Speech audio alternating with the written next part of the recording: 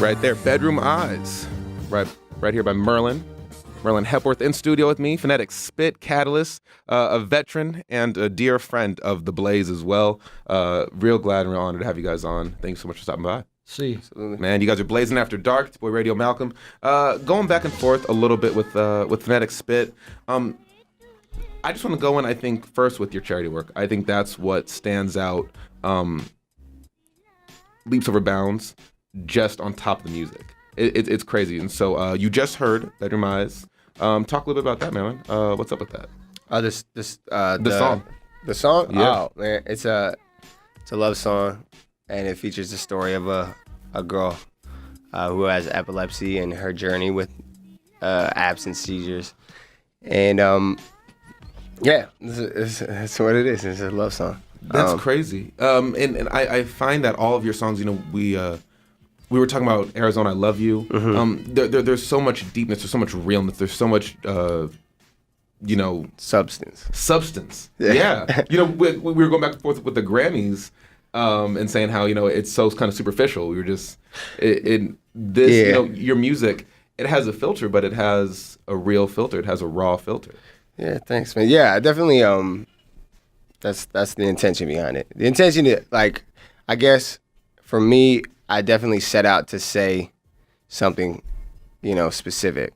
There's very few songs that I'll do where it's like, I'm going to talk about chilling at a baseball game. Now I'm over here and I'll just say this and that. And it's just kind of like, there's no real objective.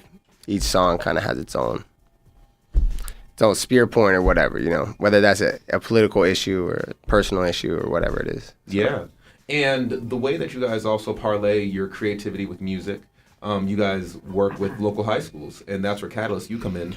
Once again, friend of the Blaze, and I have to keep saying that only because it's crazy. I think I kind of told you, but I just want everyone to know that you really laid the ground for I think hip hop and just I think a real cool urban trend with the Blaze. And so I think a lot of what I do with this show and Blazin' in the Morning, and I think kind of what new DJs are doing, what I've showed to them has definitely been influenced by what you've done for me, man. So I just want to thank you again for coming on. You're very welcome, and thank you for that compliment. I really appreciate that. It means a lot, Malcolm. No worries at all. But you work with 2 high schools through Phonetic Spit in helping out children. What do you actually do with them? And it's crazy. So I'm a paid teaching artist through Phonetic Spit, and I can't believe that I get paid to teach poetry. It's an hour-long class, and these residencies are in local high schools.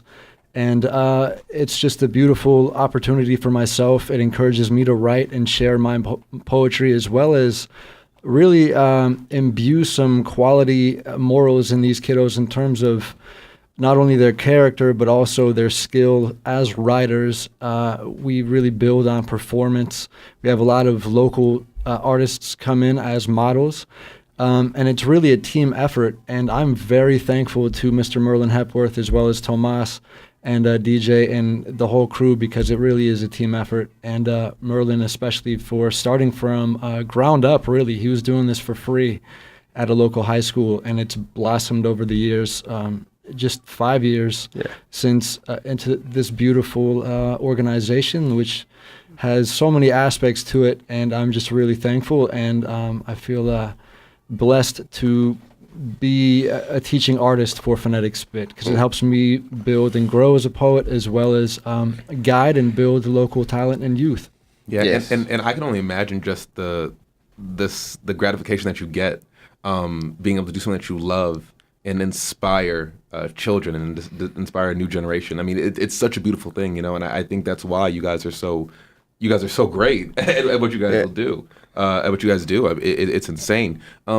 Talk about working with kids. Maybe what's something I find that when I work with kids at any time, whether it's just watching them, talking with them, whether it be cousins, nieces, nephews, or high schools. It's always hard. Even hospitals. Sometimes I'm lucky to work in hospitals, and that's really hard on the heart. But what are some of the best lessons that maybe children have taught you working with them? Well, you know, it's always about breakthrough moments for me with education, and there are a lot of those moments with these or within these poetry classes.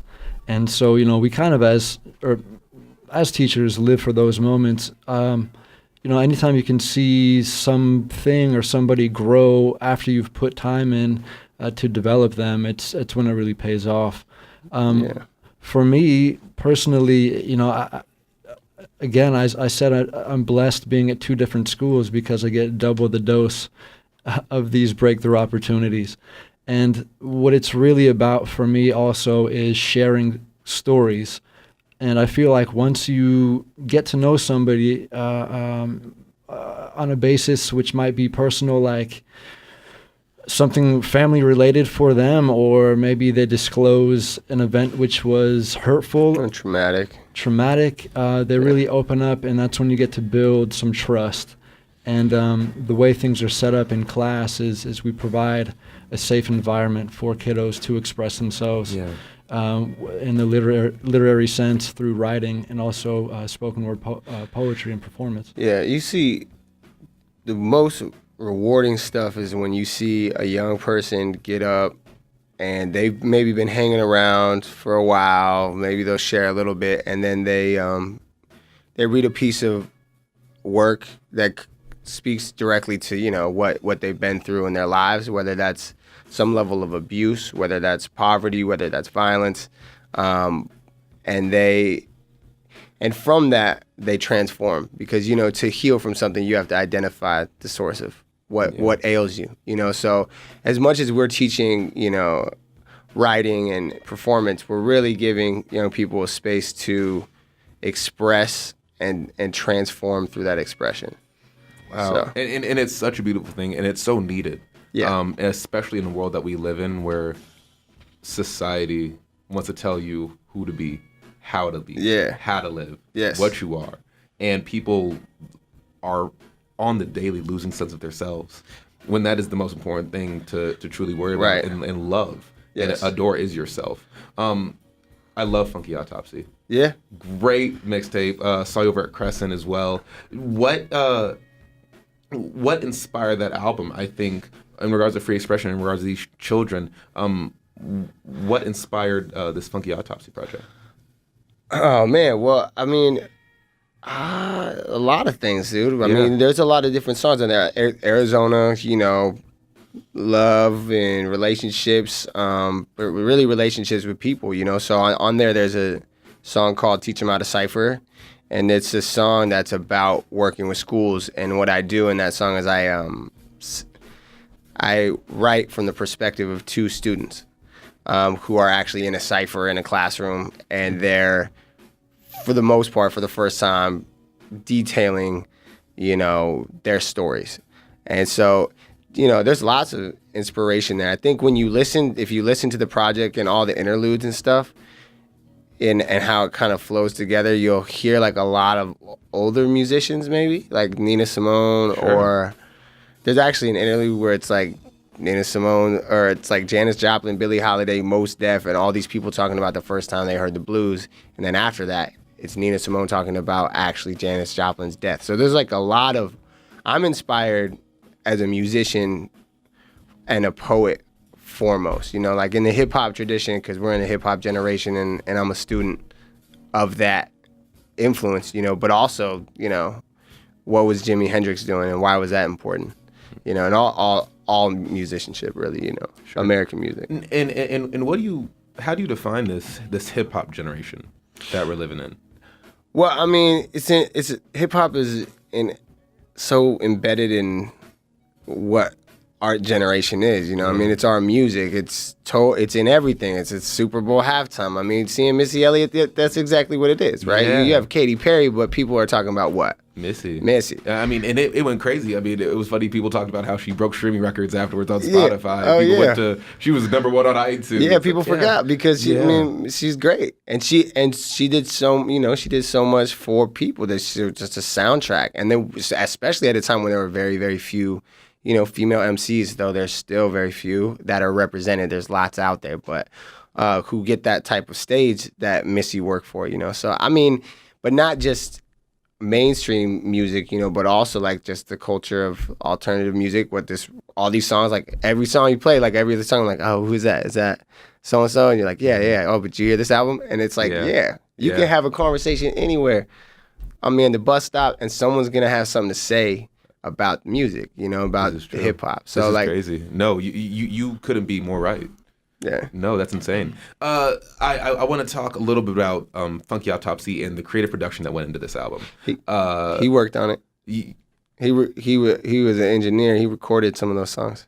So, Catalyst, talk about your involvement in it, and then I also want to jump into how this all started on a Kickstarter. Yeah. Yeah. Catalyst, you worked on Funky Autopsy, though, man. Oh, I did. Yes, Myrlin and I got... He said, wait, I did do that. I did that. Yeah. Myrlin had come over. See, him and I had been crossing paths through poetry, through the stage, and he had come over one night, and he was really excited about some poems that he had put together, which he was very eager to record. And so he busted them in the bathroom, which had a little bit of reverb.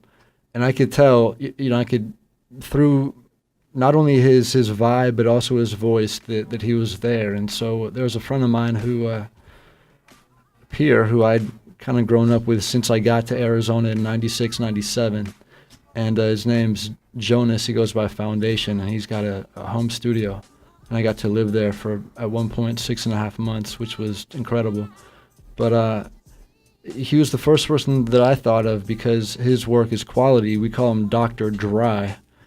Or I play on Dr. Dre because he's no longer here in the desert, but he's now in Oakland. But you said Dr. Dry. Dr. Dry, yeah. But he doesn't have dry humor. He's incredibly talented. He's a great guy. Yeah, excellent. He was the DJ for Murs when Murs was out here on tour. Sure. And so I don't want to drop names, sit here in your studio and do that. But no, please. He's put his work in. Yeah, he's established. Definitely. And so I got him on the horn and I said, listen, a poet friend of mine, Myrlin, he definitely sees there. He wants to record, and when can we get him in? And as I say, Foundation was on tour now and then, so I would fill in.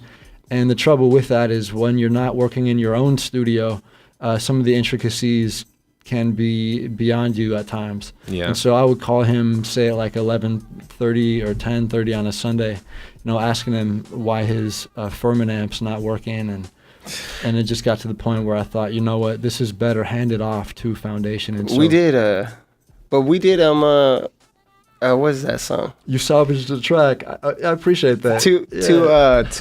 What's that song? To the Rescue. Yeah, with all the backups. With all the backups of all the songs, because most of it I wanted to have more of like a live feel, like it sounded like not super produced on my voice. Like I wanted people to really like hear, but we did all these backgrounds for this song, To the Rescue, and the song talks about growing up in a small white town and being biracial, and there's a scene in the song about my mom listening to music. Yeah. And she's like, Slide in the Family Stone, Temptations, Javier Solis, like Mexican music, whatever, right? Sure. And I'm talking about how she's playing all these things and how the white neighbors are responding to it. Yeah. So like, he was like, all right, try this, because the recording process is really new. So like, there's a part like in that song where it's like, but the neighbors saying yappity yap, I can't listen to that Spanish crap up in their houses. Like, where's my Willie Nelson at? And my mama got Nelson too, but whatever, right? And so like the song's about that.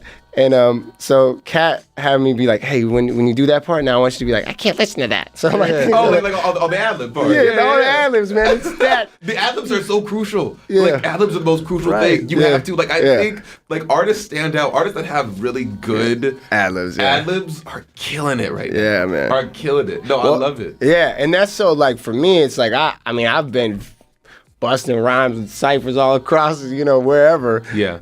For years and years, but the recording process is just so interesting, man, because you're really just performing for yourself in the booth, and it's like it takes time, and you get kind of nervous if you're not. Sure.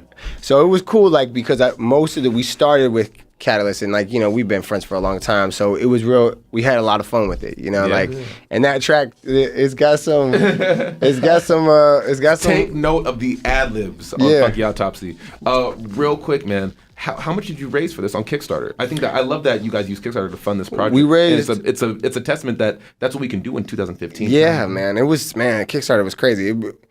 We raised $11,000 and we did 2 music videos and we did the full mixtape. And the mixtape's got 18 songs on it. It's a pretty big project. So Yeah, man, and yeah, 11 G's, man, is quite a lot of money. That's quite a for lot of money. us. That's a lot of love. That's a lot of love right Yeah, there. so That's what it says. That's a lot of love, man. In studio tonight, Phonetic Spit, Myrlin, Catalyst. They're tearing down Phoenix, guys, and you guys need to look out for them. Thank you guys again so much for coming in, and I really appreciate it. Absolutely. Where can people follow you guys? Where can people hear your music? Where can people see you guys? What do you guys have coming up? Myrlindo.com, Myrlindo.com.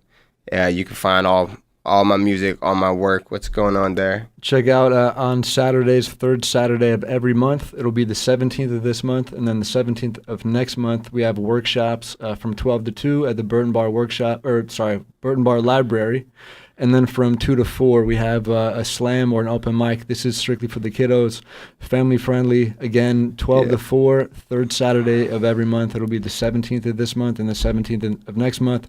Burton Bar Library on Central. And that's for Phonetic Spit. That's an open mic and workshop event for young people. Yes, and so and it's free. And that's all love right there. Like, we don't get paid for that. No, it is love. And that's why that love came reciprocated back to you during Funky Autopsy, man. Yeah. And when you guys listen to it, you can tell top to bottom it was like no cliche. I ain't trying to sound bushy, but you can tell it's made with love, man. Yeah. And you could feel that. It comes out in the tracks. They got the substance. They have love. And you guys got the support. Thank you so much for what you guys do for the community. What you guys doing for this community out here in Phoenix, man. We really appreciate it. All right. Phonetic Spit in studio. Right under us right now, we got coming up. This is Hometown. Right here by Myrlin, man. What kind of brought this one out? Oh, man. Colonization, man. America, materialism, the way it's basically one big portrait of hometown. So small town, middle America to basically the world. All right, man. Here it is, Hometown, right here on Blazin After Dark by Myrlin, the Phonetic Spit, right here on Blazin After Dark. Yeah. I was born, little bitty back with city cut, pretty with a red draft. What a pity.